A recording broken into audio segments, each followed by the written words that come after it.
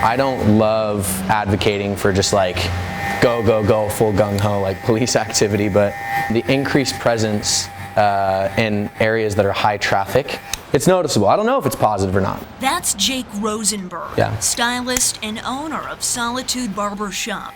He tells me his business is frequently in the center of issues facing downtown. He witnesses crime and open-air drug use. We have a really strong drug population, and that's where the largest groups gather. But in the last 30 days, it's been different. So you'll get these groups that come, and they're broken up quicker than I usually have seen. It used to be that you'd call because they'd get aggressive, or they wouldn't leave in front of your doorstep. Nothing would happen. Now it's like you don't even need a call. It's just kind of being taken care of. For instance, maybe 3 days ago, we had someone trying to kick my door in. They were trying to break in, and the cops were down here before my alarm even started going off. But when the alarm went off and I came rushing down, they'd already handled the situation, and they saved my business from getting broken into.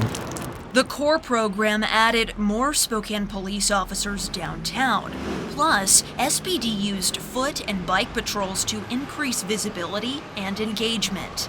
And during Wednesday's briefing, Chief Kevin Hall shared some data. Assaults, both simple and ag assaults, were reduced during this 4-week period compared to the 4-week period the year before. So we're using the same date range, only from 2023. So violent crime trends went down slightly during this period, which we think is positive. We're still trying to determine causality, but there's definitely a correlation. All this to say, SPD is seeing a slight decrease in crime since last year. During the 30-day period, the police data reflects that a small number of people are committing a large number of crimes downtown. I requested an interview with Chief Hall and public safety leaders to get more context on the data, but was told the chief would not be available to answer my questions. I'm asking for specifics regarding the number of arrests made during the pilot program, and if SPD knows how long those arrested stayed in jail. For Cochinito, their owner tells me he was unaware of the CORE pilot program, but also he has not noticed a difference in the crime-related issues they deal with, or any new increase in SPD's presence. Talking briefly with my staff, kind of the same. I mean, they haven't seen any more, haven't seen any less. Travis Dickinson says the Mexican restaurant, which sits across the street from SPD's downtown precinct, regularly deals with vandalism and harassment. They've had windows busted out twice since September. Kind of hard to judge from our location, but nothing noticeable. Definitely haven't noticed a huge swing either direction. But it's a different story. Well, for Ashley Brownlee, I would say the owner of Garland Resale, a consignment boutique right next door to Solitude Barber Shop. I've definitely seen an increase in patrol cars and a decrease in maybe stoop tenants.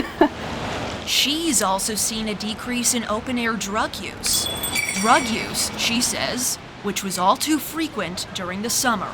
And especially in the area that we're in, I'm on the back end of the Red Path block, so there's a lot of crime and maybe drug use, etc.